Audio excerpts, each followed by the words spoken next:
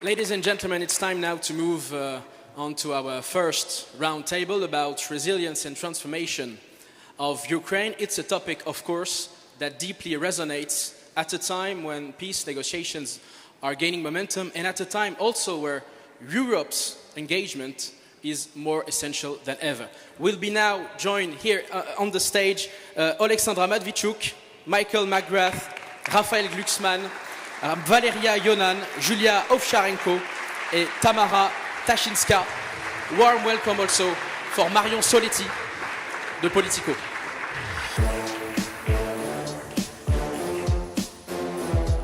Cher Marion, vous avez la parole.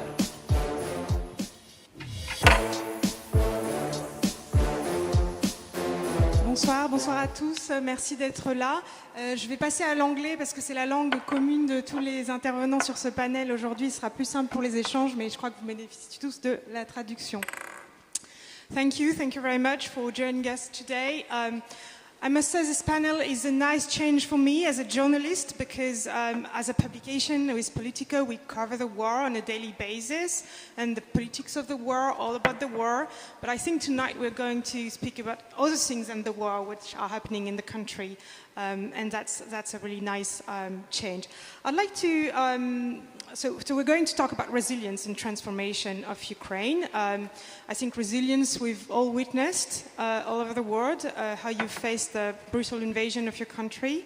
The transformation, I think, is slightly less covered and something I'd like to delve into. And I'd like to start with you, perhaps, Valeriya, Ionan, because I must say I've always wondered, we cover politicians on a daily basis, how it is to govern a country, try to lead some reforms in the middle of a war. Like, how do you do that? What's, political life in this context?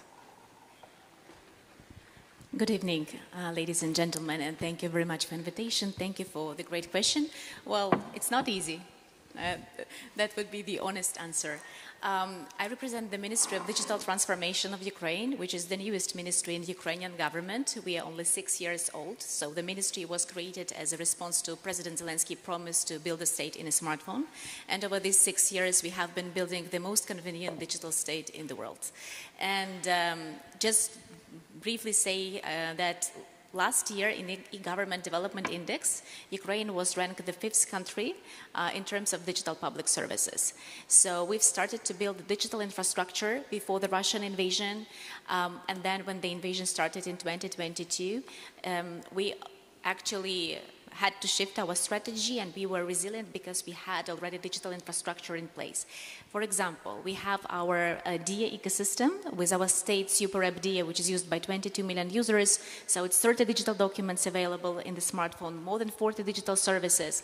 And when the invasion started, we have been able to launch new services via app to help our people. So when Russian missiles started to hit residential areas for the first time, people went to the shelters. First time in their lives. They did not have any access to news. We embedded TV and radio into the app. Then a lot of people had to relocate from one region to another.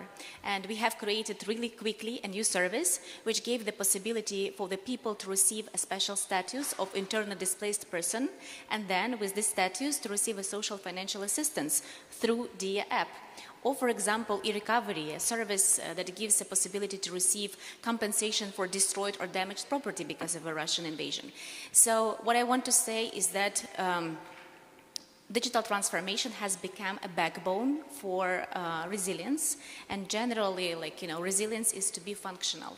So everything what we have done before the invasion helped us to be agile, to be resilient, and to continue serve to our citizens. Because even during war, people still have to receive digital services.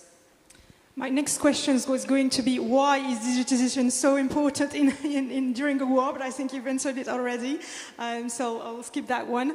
And turn actually to Michael McGrath, your commissioner, European Commissioner for Democracy, Justice and the Rule of Law from Ireland. I want to flag, that Ukraine is, as a status of candidate to the European Union, and for that, one day after the war, hopefully, there are numbers of reforms that it must undertake. It's part of the process. So the reforms that are being conducted right now in Ukraine and after are not only important for the country itself, but also for its relation to other countries, potential alliance. Can you tell us more about that? What's the kind of relations that it's creating? Well, thank you very much for the question, and thank you to the Mayor and to Nicola for those inspirational remarks as well at the outset. And I was in Lviv just last Friday as we made a decisive step towards the setting up of the Special Tribunal for the Crime of Aggression against Ukraine. And I think we have to continue to help Ukraine in a number of different respects, one of which is support for defence. There is so much at stake. They need our support, particularly at a time when the continued support of the US can no longer be taken for granted. We need to accelerate the path of accession, and in that regard, I'm working very closely with my Ukrainian counterparts on the fundamentals first approach, which is helping with the rule of law and justice-related reforms that are necessary so that we can move forward on the accession path. The other issue is accountability, and I mentioned about the setting up of the Special Tribunal. That is a historic step, and we will now work with all of the participating countries and with the Council of Europe to get that legal instrument in place so that those who are guilty of the crime of aggression, the political leaders, the military leaders, can be investigated, they can be prosecuted, they can be tried, and they can be punished for what they have done. And what we also have to do is we have to end, for once and for all, the purchase of fossil fuels from Russia by European states, because that is indirectly funding the Russian war machine. So there is so much that we need to do, but I'm deeply committed to working with our Ukrainian counterparts in relation to the necessary reforms that will help us to accelerate that path of accession, because Ukraine is Europe. Their future is in the European Union, and we want to work with them to make that happen as quickly as possible. Thank you. And you just mentioned, human rights abuse that have taken place, and I think it's a perfect opportunity to talk about your work, Oleksandra Matviichuk. You've been awarded the Nobel Prize for your work documenting this abuse. Can you tell us more about that? And I'm going to ask maybe a weird question, but do you think, you having witnessed all of this, going through this work of documentation that is very important for history, for your country, for your people, that the Ukrainian society can also, one day come out stronger on all of this, that this can cement values in society? I'm documenting war crimes in this war which Russia has launched against Ukraine.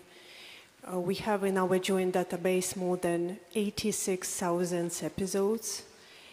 While this war turns people into the numbers, what we are literally doing, we are returning people their names. Because people are not numbers. The life of each person matters. I want to share with you one story from our database.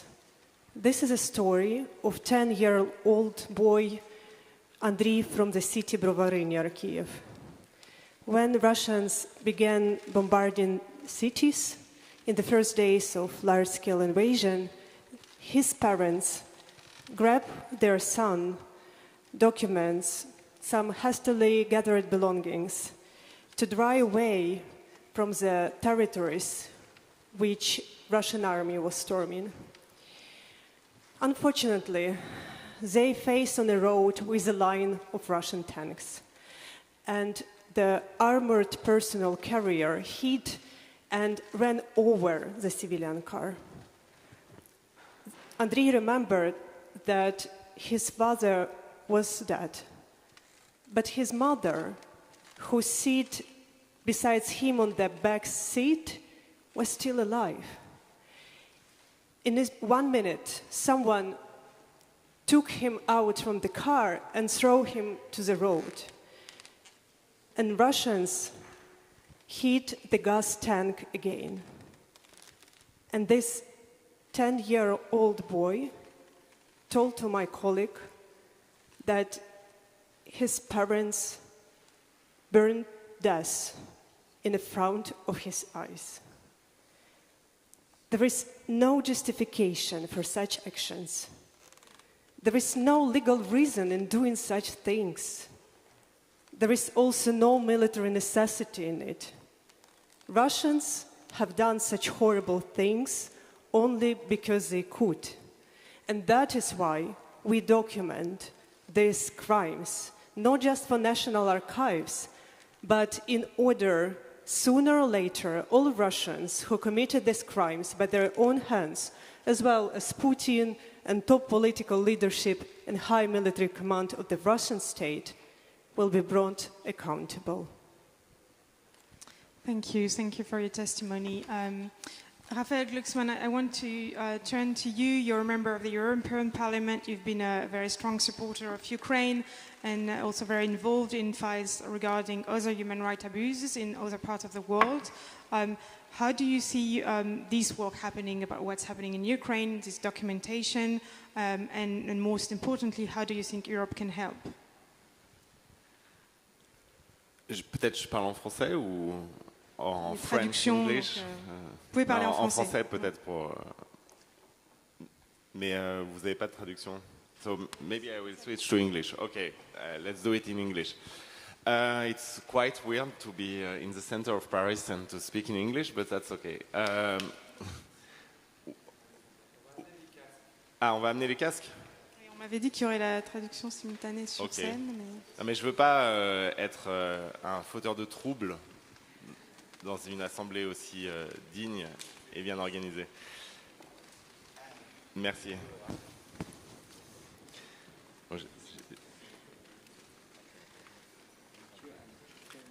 Non, mais ce que l'Europe peut faire,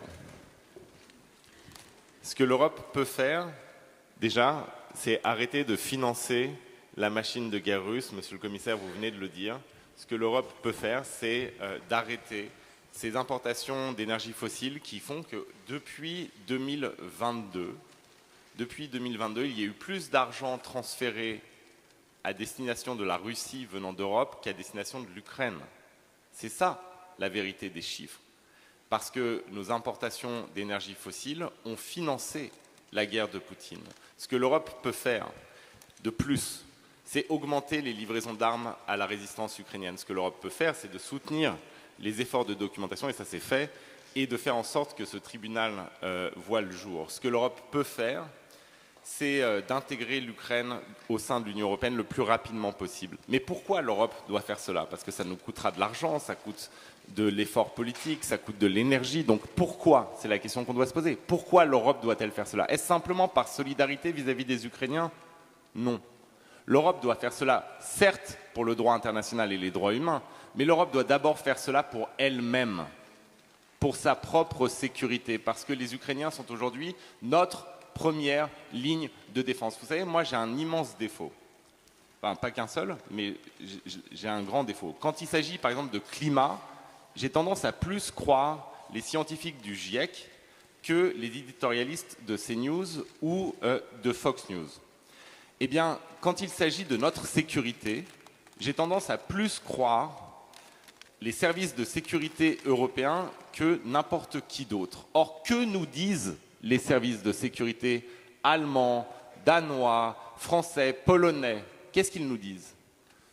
Que si Poutine peut remporter une victoire en Ukraine, quelle qu'elle soit, eh bien, il faut se préparer avant 2029 à une guerre sur le territoire de l'Union européenne, par exemple en Lettonie, ou dans un autre pays balte, ou en Pologne.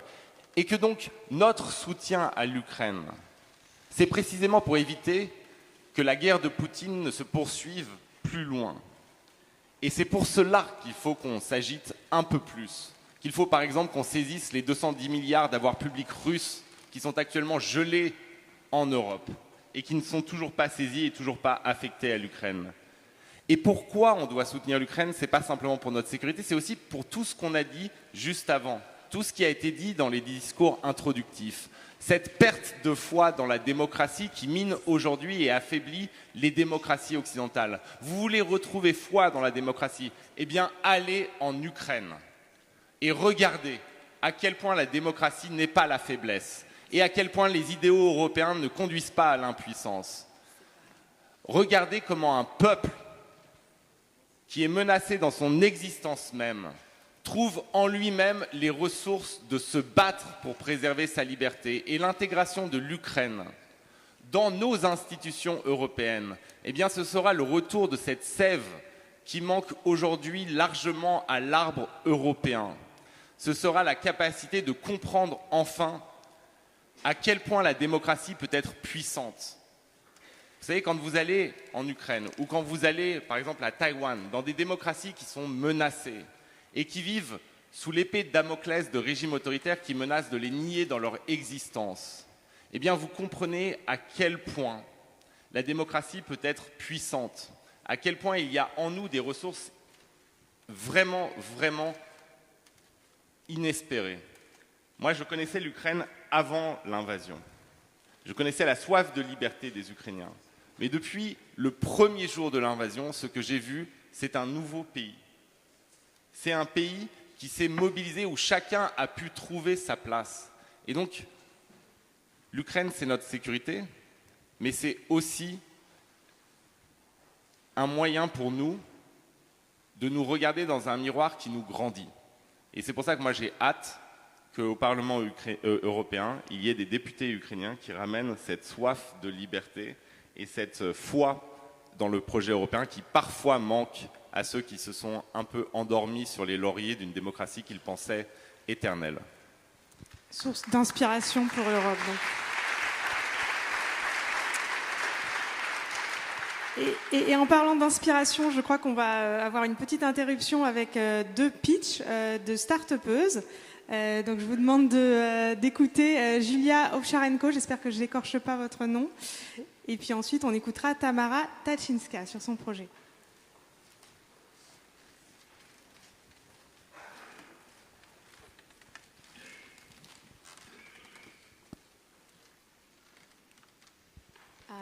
Hi everybody, my name is Julia, I'm Ukrainian entrepreneur and I'm helping adults who are neurodivergent and especially have ADHD. ADHD is attention deficit hyperactivity disorder.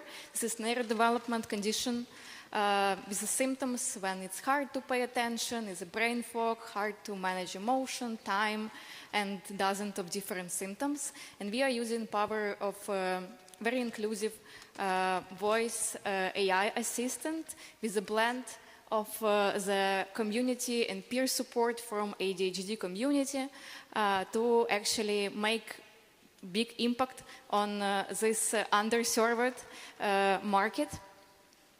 And we conducted the scientific study with over 100 ADHDers, and that shows that our product, 8 weeks of using our product, significantly reduce ADHD symptoms, and people genuinely feel more productive. So that means that we can have big impact on ADHD neurodivergent community across Europe with our product. We have 500,000 downloads. And now our product is available not only in English, but also in French, Italian, German, Spanish, and Portuguese. So if you have any idea how I and Numo can help your neurodivergent community in Paris, in France, in your country, please reach out, and me and Ukrainian startup community will help you. Thank you. Thank you.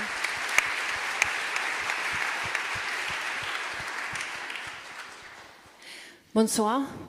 Happy to be here. My name is Tamara Tachynska. I'm the CEO of Qela. Let me tell you what happened in Ukrainian society. After the Revolution of Dignity, and especially after full Russian invasion, people stopped thinking that the state should take care of it, that start thinking, I am the state. It is not about survival, it is about agency. The power to manage your future. And that's what inspired Qela, the gamified tool for action-driven communities. We believe that agency can be trained if you practice it constantly. The name Qela brings from the sling, a tool that David used to defeat Goliath. And actually, we believe that everyone can contribute and feel like a hero. Qela helped to unlock that. We built on 3 principles: gamification, task management, and weighted voting. So how do you turn passive people into active community members? You give them real power. Using Qela, people participating in different types of actions, earning points. And when it comes to decision making, they voting in their community with these points. So the more active they are, the more powerful they are. Also, Qela save time and increase engagement, which allows leaders to have all-in-one toolkit to activate supporters, engage them in what democracy should be. People making decisions and taking actions. We support and work with communities in Ukraine and abroad. And we are open for communities worldwide to help them to win the battle between autocracy and democracy. Let's become partners in this mission. Thank you.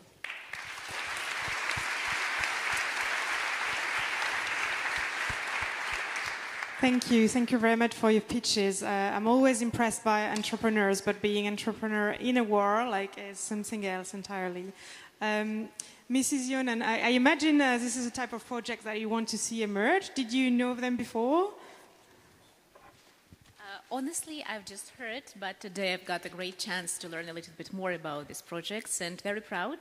Ukraine is a place of world-class talent for digital and innovative people.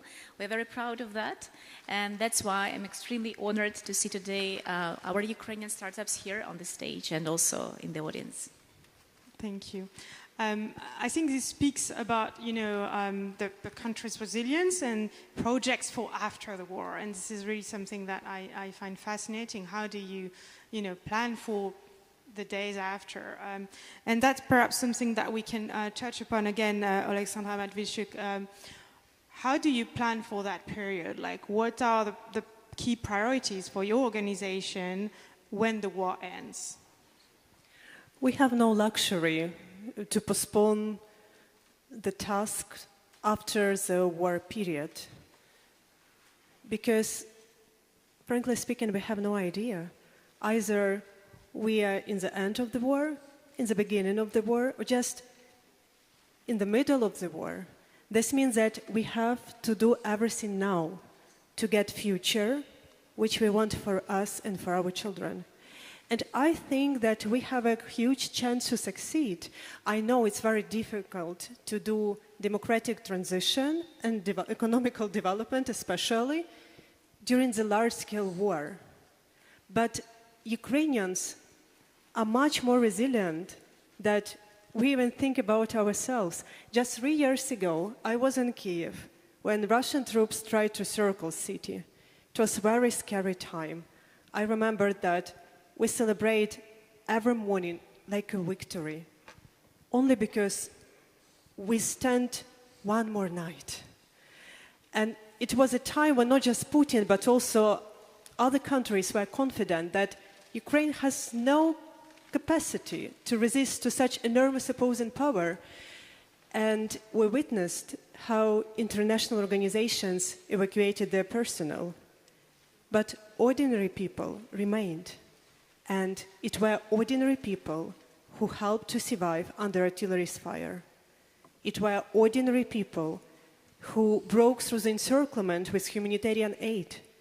It were ordinary people who took people out from the ruined cities. Ordinary people started to do extraordinary things. This is a power of people, as my colleagues mentioned. And suddenly it became obvious that ordinary people fighting for their freedom and human dignity are stronger than even the second army in the world. And we still keep going. Can you imagine? Russia has a veto power in UN, nuclear weapon, strong military capacity, 140 million of population, oil and gas, which means a lot of money, but we still fighting. And this is not just our fight. Russia is empire, and empire has a center but has no borders. Empire always tries to expand. People in European Union are safe only because Ukrainians are still resisting to Russian aggression. Thank you.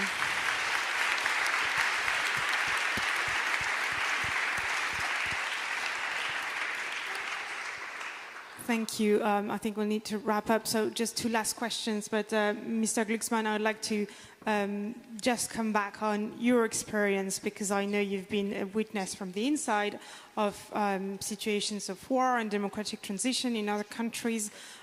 What is your kind of key learning in terms of resilience from these experiences?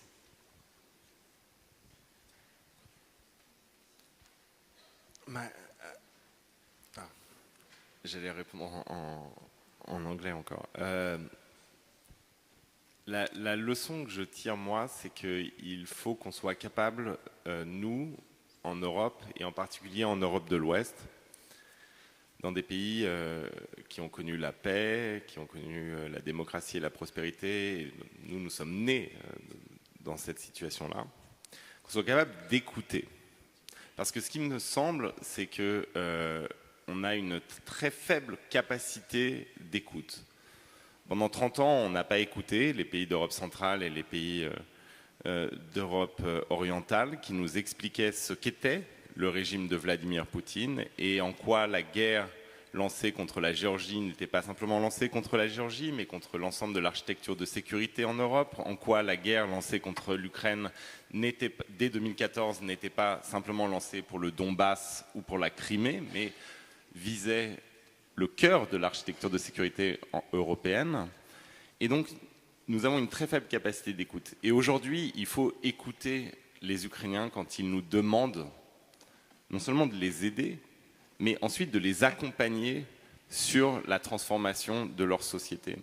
Vous savez, vous allez en Ukraine et vous êtes fasciné par les débats qui ont lieu sur la transformation écologique, sur la transition énergétique, sur les réformes visant à lutter contre la corruption au Parlement ukrainien. Et dès le début de l'invasion totale, eh bien, le Parlement s'est remis à travailler comme un Parlement et en évoquant des lois qui semblent déconnectées de la guerre. Et en fait, c'est vraiment une leçon de démocratie vibrante. Et moi, je crois sincèrement que nous avons à écouter et à regarder et à arrêter de contempler notre nombril en permanence. Parce que, vous savez, quand on parle, et j'y reviens toujours parce que je crois que c'est vraiment fondamental, quand on parle de perte de foi dans la démocratie, on a l'impression que nos systèmes sont extrêmement faibles, que nos régimes sont faibles, que le moment est à l'autoritarisme, que les tyrans sont en train de l'emporter. Mais honnêtement, avez-vous vu des millions de personnes se dresser sur des places pour réclamer le modèle chinois? Avez-vous vu des peuples se soulever pour demander l'agression russe et la réintégration dans un empire post-soviétique?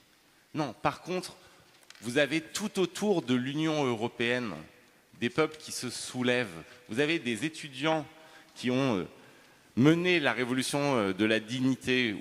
J'étais là, je les ai vus, les drapeaux européens dans les mains sous les balles des snipers. Vous avez les Géorgiens qui prennent les places de Géorgie, ce même drapeau européen dans les mains. Vous avez les Serbes qui se soulèvent. Vous avez des millions d'êtres humains qui se dressent pour simplement une chose, pouvoir rejoindre cette famille européenne des démocraties européennes que nous avons une tendance particulière à mépriser. Et donc, je pense qu'en ouvrant nos oreilles et en décentrant un peu notre regard, nous allons comprendre en réalité le trésor dont nous avons hérité et que nous sommes en train de gâcher. Donc les leçons que je tire, c'est qu'en fait, il ne faut pas aller en Ukraine en dame patronesse, faisant preuve de charité. Il faut y aller pour apprendre aussi. Apprendre ce qui se passe en Ukraine, apprendre la menace qui pèse sur l'Europe, mais apprendre aussi ce que nous sommes, nous, profondément. Et on s'en rend compte quand on va en Ukraine, on s'en rend compte quand on va sur les places de Géorgie, on s'en rend compte quand on va sur les places de Serbie ou quand on évoque leur situation avec des gens qui risquent leur peau simplement pour jouir de ce dont nous avons hérité et dont nous n'estimons pas la valeur à sa juste valeur. Et donc, je crois que c'est ça la leçon principale pour nous et j'essaye d'être court. Merci. So, Commissioner McGrath, perfect transition to the last question. Do you think, is Europe listening? Is Europe listening? Yes, we are listening. I mean, when you think about it, it was just last week we commemorated 80 years since the end of World War II, 75 years since the Schuman Declaration. You think about how democracy in Europe, rule of law, fundamental rights, our values have helped to transform Europe for the better in 3 generations. But that's not a future that everybody currently enjoys. And anybody who needs a reminder of the value and the importance of democracy can only but be inspired by Oleksandra's words. When I was in Lviv last week, we visited the Superhuman Hospital. It is appropriately named. The men who we met there had lost arms, limbs, some of them lost nearly all of their limbs. Their bodies were broken, but their spirit was resolute, and they were determined to continue on, to keep going, and to provide hope for the future of their country. And they see their future in Europe, and they see their future in a democratic country. We will, in Brussels, in the European Commission, bring forward a European Democracy Shield, and I think it can help. I think it can make a real difference. But we need all of your help, because democracy really will only be won and protected in our member states, in our cities, in our rural and regions of all of the countries. That is where democracy will be nurtured, where democracy will be protected, and where we will secure a democratic future for Europe. And I look forward to working with all of you on that great endeavour. We owe the people of Ukraine in particular nothing less than securing for them the democratic future that we all have the privilege of enjoying today. Thank you. Thank you. We need to wrap up, but thank you very much. And I want to say especially thanks to our Ukrainian speakers who came to us with inspiring messages and experience. And we are all learning from resilience, transformation, and I would add determination in this context. Thank you, and a round of applause, please.